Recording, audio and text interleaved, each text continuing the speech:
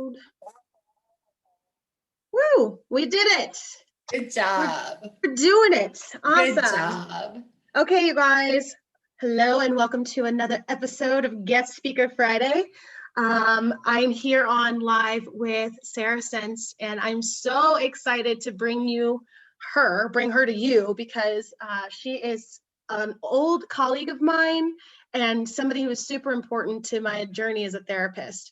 So we're going to talk and learn a little bit more about her, but just give me a second while I get set up here. Okay, perfect. So now I can see if you guys leave comments and we can do all of the things. So yeah, so Sarah and I met, man, what year was that? Maybe like 2016, 2017? Maybe something around there. Yeah, who knows? Whenever you started. I have no idea. I have no idea when I started. Okay. 2015. It might have been 2015. I think it was 2015. Yeah. Wow. So Sarah and I met back in 2015 at this private practice that we were working at, and just truly had such like a good vibe. I don't know. There was just something about you that I just adored. And I just, felt so comfortable, and it was just easy to talk to you. And it was just, there was just something about that connection that I just really admired. And I'm so happy that the way life turned out, that we get to see each other in this way, and I get to have you and share you with our community that we created here in the collaborative healing spot. So I just kind of want to learn, let's introduce yourself. Tell us a little bit about you. Okay, I sure will. First, I'll do a little personal and then a little professional, okay? I'm Sarah Senst, like you mentioned. I'm from Denver, Colorado. I spent 17 years, though, in Phoenix, the Valley of the Sun. So if we've got any folks from either of those areas, shout out to them, right? My greatest joy is my 3 young adult children. I'm a reader, I'm a Pommy mommy, I have a Pomeranian, and I'm a hiker. So, yep, and I'm a hiker, so I like to get out and do that. Colorado's a beautiful spot for that. Professionally, I'm a really unique combination between a licensed therapist and a coach. I've spent thousands of hours with people, but majority women, probably very similar to your members in your group. Most of which are going through transition of some sort. So I support women in that transition, whether it's, they're typically, my sweet spot is women sort of 40, 45 and older, divorcing, widowed, retiring, empty nesters, re-careering, but most importantly, repurposing their lives. And the great thing about that is that applies to anyone. That's not age specific at all. So that's what I do. I love it. I love it. So then, tell me a little bit about this Pommy mommy. I just got to hear a little bit more about, because that's a term I hadn't heard before. I was like, Pommy mommy. Okay, so it's weird. It's weird because I have 3 human children, but a Pommy mommy is I am the pet owner of a Pomeranian. So we're called Pommy mommies. Now, this also indicates my status as an empty nester. Your children leave, you get a dog. Or in my case, you don't have children and then you get a dog. Okay, there you go. Either way. And some families have it all. So good for them. Exactly. Yes. Well, I just want to say hello to Holly. Hi, Holly. Thanks so much for joining us here. Hi, Holly. Lovely. So let's go ahead and get right into some of these questions. Does that sound good? Yeah, great. And I brought some notes. I hope that's okay, but I don't want to miss anything juicy. So I love it. Yes. I love it. That's perfect. So one question that I ask everybody is this idea of like, we've been through some shit, right? We've been through the year. Unbelievable. And it was so unbelievable because it was like on such a global scale. Like it's one thing to go through it personally, but when you look around and you're like, oh no, but like everybody's going through this. Yes. However, I would see that what I've seen is that a lot of us have found so many beautiful blessings in the midst of this chaotic year. So what are some of those blessings for you? What do you feel like you've learned as a person? Okay, well, so that's fantastic, because what I've learned about myself through the last year is some patience, solitude, learning to find peace in the isolation, not calling it isolation, but calling it solitude. So to our topic of self-care, right? Finding some peace, that's a blessing. We are disconnected right now. That's been really, really difficult, but connecting with self in our time alone can be really helpful. And then the blessings are in my business, in our business, we are very blessed and very grateful to still be earning an income. Some people have not been as fortunate serving others in a very critical time. So that's been a blessing. Yeah, and time to slow down. Oh my gosh. So Time key. to slow down. So Yes. key. Especially like women like you and I feel like we're constantly like go, go, Go, go. go, We have to fix go. things. Yes. We have to care for other people. Everyone else Yes. is like it was just to have this space to be like, I can't do anything, or there is nothing that's What pulling is there to attention. do? Yes. Yeah, Yes. Yeah. exactly. So beautiful and so true. Oh my gosh, I Yes, love it. it's Thank true, you. isn't it? Yeah. Well, welcome to 2021. Yes. Thank you. We'll leave that there. Hopefully Right. 2021 will present us with new opportunities for growth, For, right? for sure. And there always are opportunities, by the way. Yeah, I agree. Yes. I agree. So let's talk about self-care. Like this is something that's Yes. really important to you, such a strong, like, Yes. I feel like to me, it's your calling, it's your purpose to teach people how to care for themselves better on all layers and levels, right? That's the point. Yeah. So like, what is self-care to you? What does that mean? That word can get Right. so convoluted, I feel like. It gets so convoluted and it's unfortunate, by the way. And I Mm, think that it's a cultural thing, that and why it is so closely matched to being selfish. I think that that's unfortunate though. mm, Self-care to me is um, filling your own tank so that we can then pour into others. We mm, run, run, run, run, run, try to give, give, give, give, give, but most of the time we do that on an empty tank, and that's just really almost impossible. totally. So self-care is filling that tank. And most importantly, self-care is a win-win. So Mm, when I fill myself up and I take care of myself, that's good for me. And I can pour into Brittany, and that's good for you. And now we've got a win-win. And that's how you know it's self-care. yeah. Oh my gosh. Yeah. That's so the first thing that pops into my mind, because I know this question, or not even this question, this thought, this concern, the guilt comes Yes, from so many, especially women. And men have it too, but it's different.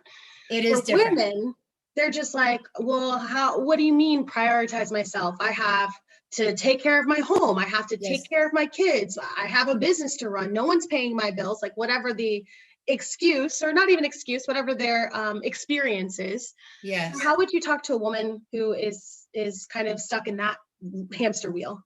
Yes, that is so true. Well, just like your car, right? It can only run so long until there's no gas in the tank. And True. what starts to happen is we sputter, we try to move forward, we don't get very far. All the parts and pieces are not working together anymore. Mhm. And eventually we can come to a complete stop. And that doesn't serve anyone. It Right. doesn't serve anyone.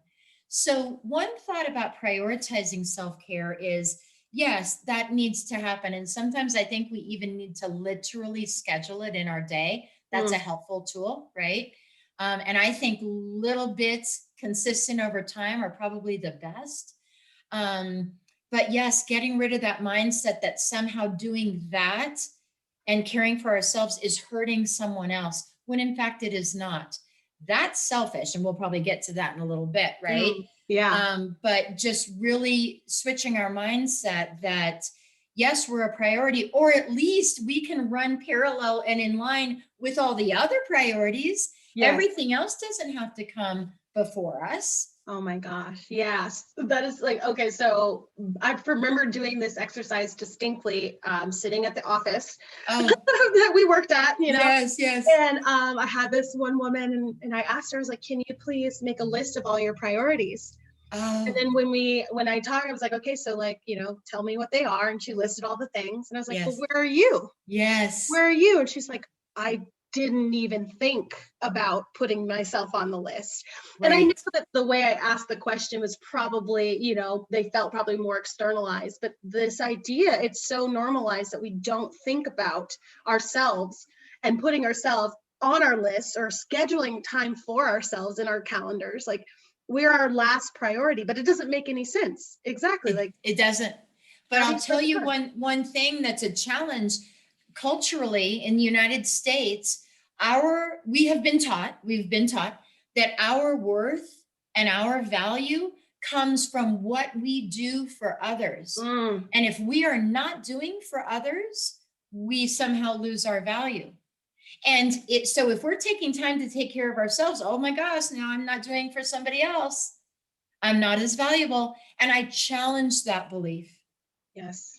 I challenge that belief. Oh my gosh, I feel like that was such a big nugget, right? Like, it is interesting how we can get kind of sucked up. Well, I mean, it's not sucked. I mean, we're part of this culture, right? This is our Yes. society. Yes. So it's hard to challenge the status quo to think anything differently unless Yes. maybe, like you have someone to help you think differently, which is why Sarah would be a great Yeah. person to go Yeah. to. Yes. Yes. Someone to Yes. challenge the fact of the society that we live in, because it isn't necessarily normal, even though it's common, right? Yes. And Yes. that's like a huge distinction. Well, and it's also not necessarily helpful just Mm, because it's common. yes. Oh, preach. There Right. she is. That's my queen. Right. So you mentioned a little bit about selfishness, Yes. and I'm curious about how you discern between the difference and like what you would consider selfish behavior versus self-care. Absolutely, because this is an important distinction, right? And I think when we can get clear about those two in our mind, it's easier for us to choose self-care Mm, and not call it selfish.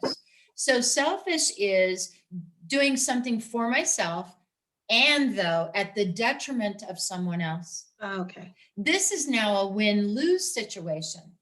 Self-care is win-win. Like I said, I fill myself up, I pour into Brittany, we're both good. It's great. Mm, Selfish is I'm doing something for myself, doesn't matter to me how it affects or impacts others, and it's a lose for them or a detriment to them. And yeah. to me, that's the main difference. Mm, So most people want a win-win. right. Most people naturally want, right?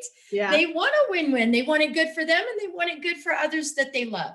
And that's the way to do it. So in my mind, that's the big difference. Wow. So that actually makes me think of the opposite. So what if you pour into somebody else?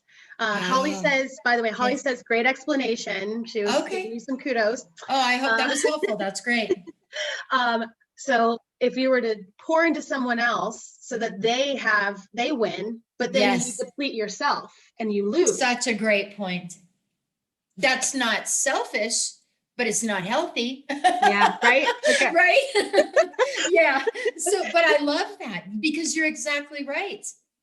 We give with nothing left or not even a place to give from Yes.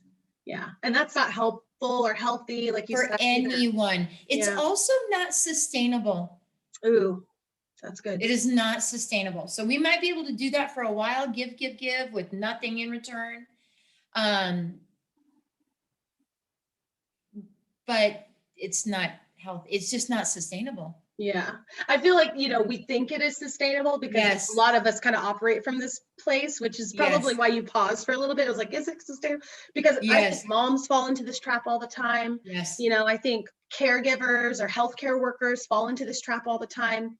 But at the end of the day, it's so like you're not doing anybody any favors by giving from a place of depletion versus by giving from a place of Yes. like full abundance and full, like a full cup.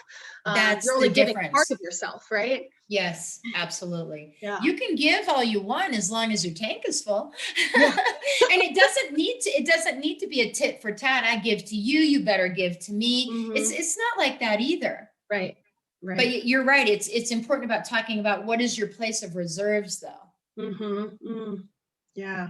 Okay. So then that's actually a great segue into this question of like, well, what are some really good self-care type of activities maybe that you Yes. found to be beneficial for you or that you've told people to do or you've seen people have benefits with that helps them have that tank full or helps them have that reserve? Yes. So that's a great question, because people want to know what can they do, right? Like action items, action steps.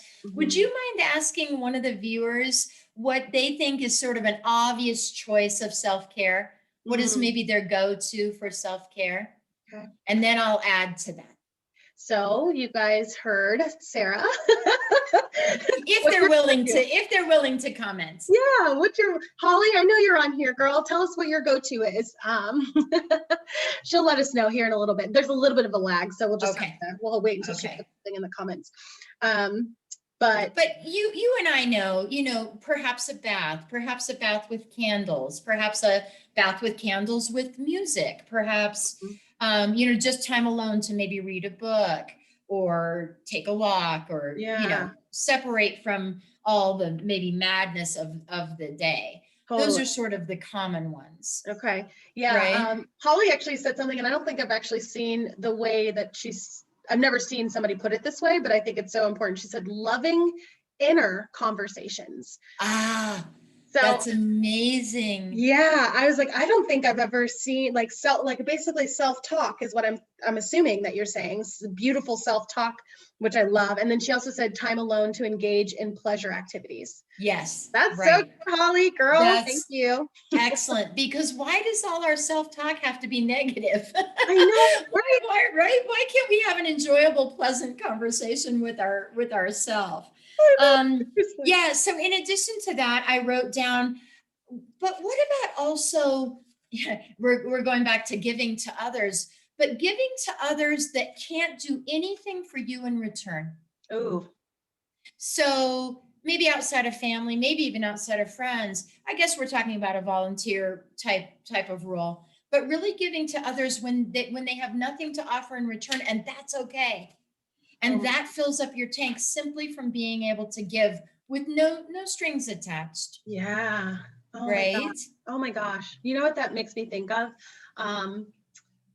Sometimes, especially in certain relationships, because there is no reciprocity. Yes. That is what depletes our tank. Yes. It's not necessarily us giving. It's just because there's not reciprocity, or we don't perceive the reciprocity. Yes. And volunteer work, it's not expected. It's not an expectation. Oh my gosh. Yeah. That just, I don't know why that just all of a sudden just clicked in my head, but that's so true. And you're right. Yeah. I feel so full whenever I volunteer. And it doesn't matter to you one bit what you get back, because actually you've already gotten back from the experience. Yeah. That's all that needed to happen. Totally. So I love that. Trying to look at my little list because I don't want to miss anything, but of course now I can't find it, right? But the other thing is maybe connecting spiritually, and you and I both know that can mean lots of different things for lots of people. Mm-hmm. We don't have to get into the specifics of universe, source, God, whatever. However, connecting with self, connecting with source, so that we are not alone. We are always supported, and that is self-care. Yes.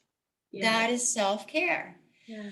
The other thing I think is important is really working on, I consider myself a thought manager.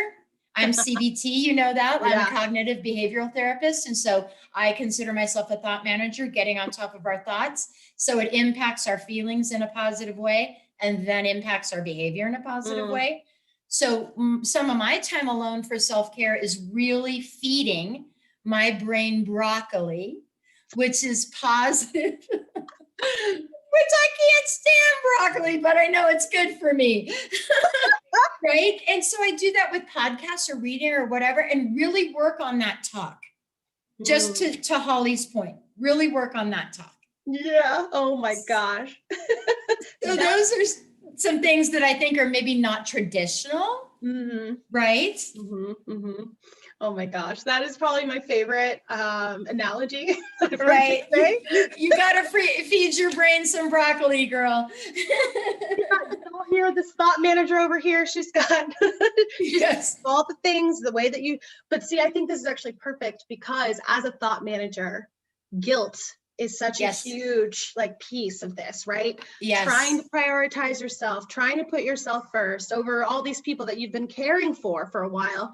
Because the thing is that, as we know, the moment you start to prioritize yourself, people Yes. are going to assume that you're no longer prioritizing them. So there is a Yes. little bit of resistance, which also Yes. picks up even more of that guilt, which also validates even more of that guilt. So Absolutely. how would you help validate or, just explore this feeling with people who are suffering from that? Yes. So one thing I learned, and I'll go to a parenting example because mama guilt is right up there, right? I mean, mama guilt is at the top oftentimes. But what I learned to look at was, what were my deliverables? Okay. And this applies outside of parenting as well. But what am I capable of giving? What am I willing to give? And what is my capacity for giving? Mm-hmm. None of those things have anything to do with expectations of others, whether it's in our family, our support group, culturally, societally, community. No. I had to really look at, what am I capable of and what's important to me, and getting really solid in that. Because the discrepancy between what you can actually deliver and what you think is expected of you, that's where guilt lies. Oh, can in you the repeat middle that of those. again? What's that? Can you repeat? Right. So discovering and knowing what you're capable of giving versus what you think you should be giving. In between those two places lies guilt. That's so good. That's so good. And so tangible too, because it's true. Like when we are so conscientious of what we think we're supposed to give, Yes. like, or do or say, and then, we know from a personal internal place, it's like, I really don't have that. Yes. I don't really have that capacity right now because of whatever's Yes. going on in my world. And the guilt that lies in between, and just discerning that. So then what do you do once you figure that out? Like, okay, I can separate the two. Yes. Here's the guilt. Now what? We don't need the guilt, though. The guilt doesn't serve us. But staying in an empowered place of, what am I capable of? What am I willing to do? And what can I do? Literally, what bandwidth do I have to give? Yeah. And staying in that place and really being empowered in that, and not as persuaded or pulled by others' expectations. Because you know your family, your career, whatever it is. Those things are true to you. Right. So just really staying in that empowered place. Yes, yes. So Sarah, on her tips that we shared with you guys, she said, no is a complete sentence. Yes. Okay. I was going there next. I was like, and the best thing you can do is say no, and it has a period at the end of it, and that means the sentence has ended. And that's done. It's done, and it doesn't need further explanation. It doesn't need guilt. It doesn't need support. It doesn't need evidence. None of that. It's a complete sentence. Yeah, yeah. So Holly shared, she said that wanting to be a good person and what that means if I'm not, or perceived, or how it's perceived if I'm not, and figuring out what the difference is. Yeah, like, I mean, the thing is that we're going to be good no matter, like, you are good. Yes. You are good.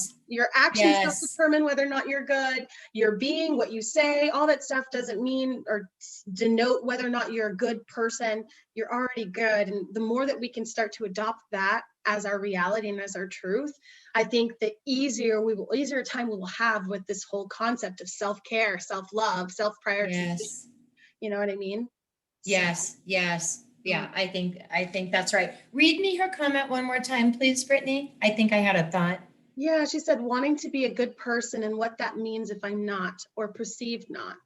Oh, yes. I think one thing, again, that I think we should be careful of is how much stock we give to others that potentially have an opinion of us, and we don't barely know them, especially in a social media world, right? Where we've got people commenting or liking or disliking or whatever, and we put so much stock in that, and we don't even know them. The truth of the matter is, I do care what others think about me, but it depends on who others are. That doesn't mean every other. Right. It means some others. And I'm open to feedback, but I don't get my value from people that don't have a dog in the fight, so to speak, right? Right. And that's a difference for me too. It's like, well, where's that opinion coming from? And by the way, you and I both know people are entitled to their own opinions regardless. Amen. It's actually none of our business what their opinions are. We can't change them. They belong to them. I have mine. You can't change mine, probably, right? Probably. You can't change mine, probably. I mean, I'm open, but yeah. Very, very true. Very, very true. So then, I'm curious for you, when did you decide that self-care is important and necessary in your life, and that it's going to be like your calling, right? To share with others. Yeah, that's such a good point. So, to give the analogy sort of to addiction, or what people go through during addiction, it was just hitting really a bottom point, a really low point. Things were not going well for me financially, personally. I went into a deep depression, and it's like, you know what? I am literally no good to anybody right now, literally. And I have got to start caring for and about myself to rise so that I can support others around me. And so it was through a really good therapist, and then a great experience with a coach. I learned how to sort of address and manage my thinking. The therapist helped me address my past. And that was self-care, by the way. Self-exploration is self-care, right? Definitely. Yeah. So that was it. And then I knew how powerful that had been for me. And I wanted to be able to do it for and with others. Yeah. And I definitely feel that from you too. It's like, it is this journey, right? That you go with people. It's not that you are like telling them what to do. No. Being like, the head coach or whatever, like you are, you're just a guide, a support system, a mentor. And it is just this collaborative sort of experience, I feel like, that you exude whenever you share your wisdom with others. So thank you. Thank you. That's an important distinction, Brittany, right? About what therapy and coaching is and is not. I'm here to help you, whomever, find your own answers, because you know yourself the best. Yeah. Which is a great lesson in self-care and self-prioritization, right? Right. There you go. So for you, I know you mentioned some things that were like, I guess not standard, but just the self-care practices that you've shared with people, and the ones that are a little bit less common. But which ones are your favorite? Which ones do you do the most often? Yeah, no, that's a great question. So for me, and this is so pandemic talk, but this is where we are right now. A change in environment for me is really important right now in terms of self-care. Oops. That's okay. I'm sorry. As long as you didn't hurt yourself. I didn't. Okay. A change in environment. So for me, it's outdoor, and you're getting three things. You're getting movement to your body, you're getting fresh oxygen, and you're mixing that up. And then you're getting a little vitamin D if you're lucky to be in a place with some sun. And those three things, all of which are free and fairly easy to do, weather permitting, is my first go-to for self-care. Reduces anxiety, it clears my thoughts, it rejuvenates me. Those are important things. So that would be my top. Yeah, no, that's beautiful and so perfect. And you live in Colorado, so it's even more lovely. You know that it's a great place to get outside. Yes. Totally it is. Yes. It's so funny because I would say that now, especially now that I live by the ocean, my self-care is sometimes I'm just like, okay, Eric, I need to go to the water. Yes. I just need to be by the ocean, like now. I could see that though. It's so soothing. Oh my gosh, it's my place. It's my self-care. Hi, Miriam. Glad that you hopped on. Hi, Miriam. Love.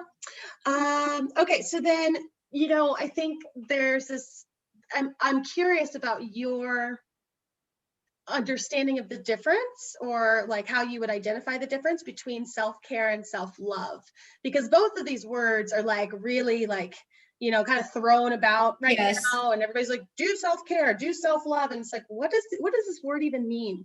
So Right. what's the difference? How do you understand it? Yeah. No, and it's a great question. And actually, I think they're fairly close.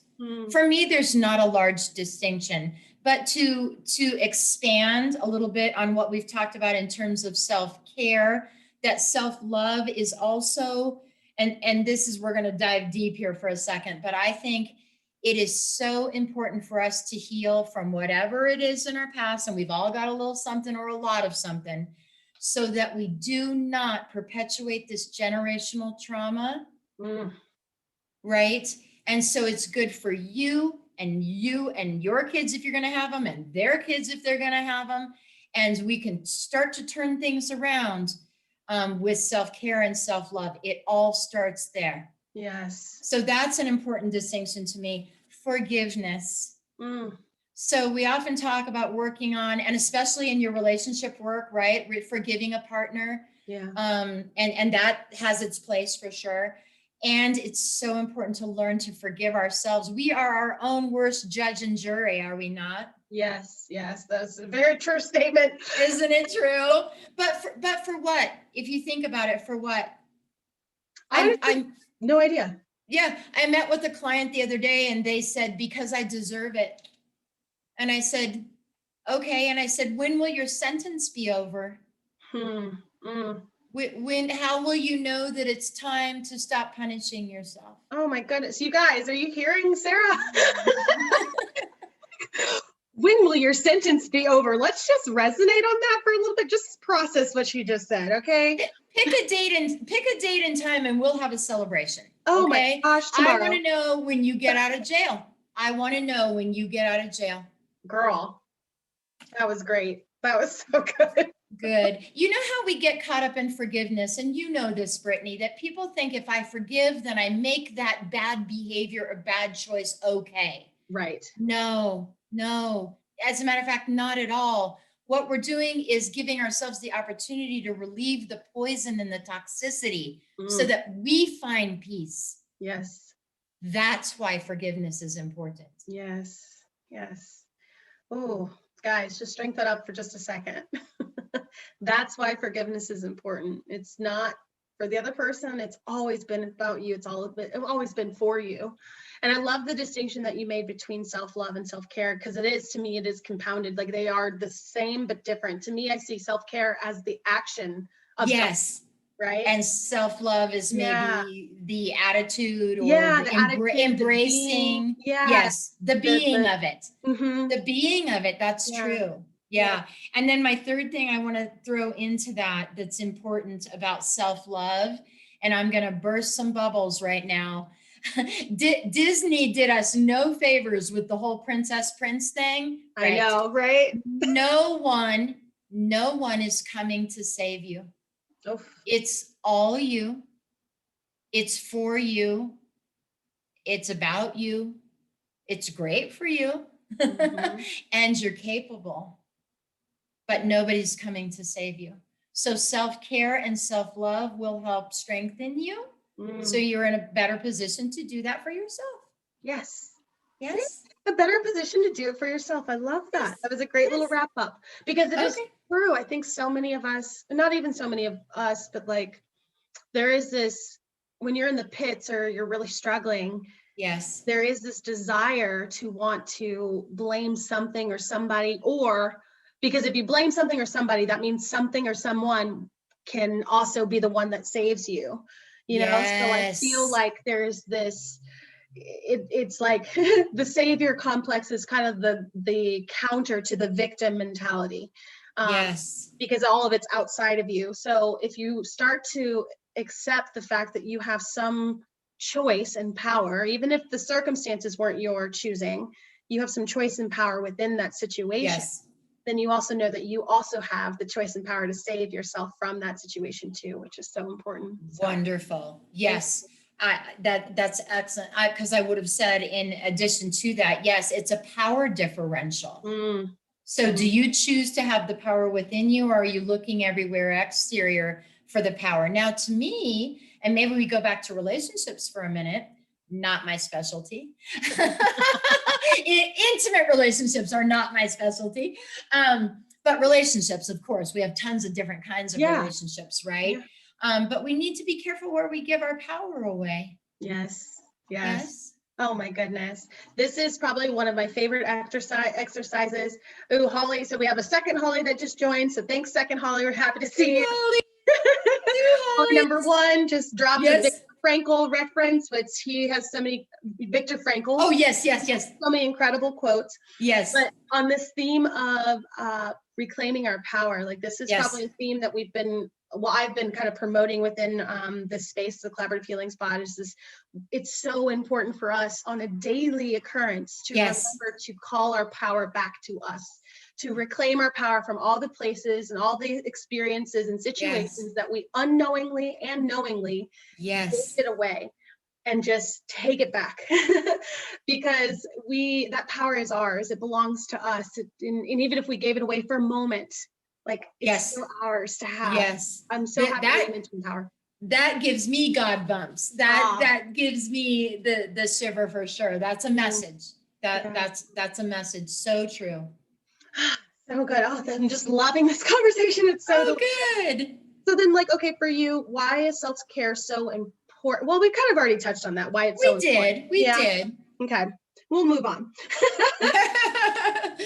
Okay, so then, what are some tangible things that we can do for self-care? We mentioned that too, didn't we? We did. Yeah. We did that. Sorry, guys. Okay, so then that's okay. We this just is a good one. Give all we can. What would you say is your superpower as a human being? Oh, yes. Okay. For sure, unequivocally, gratitude. And especially in these pandemic times, where I learned something from Rachel Hollis about during this really challenging time, are things hard? Are things literally hard? Or do things feel hard? There is a difference. Things are hard if you have become unemployed. Things are hard if you're going to be evicted. Things are hard if you got COVID and were hospitalized or lost a loved one. Things are hard. Or do things feel hard, which is more common, and we're all experiencing that things feel hard. Yeah. And the way out of that, in my mind, is through gratitude. Yes. There is always something. There's always something to be grateful for. And that turns me around every time. Yes. Oh my goodness. Gratitude is my jam.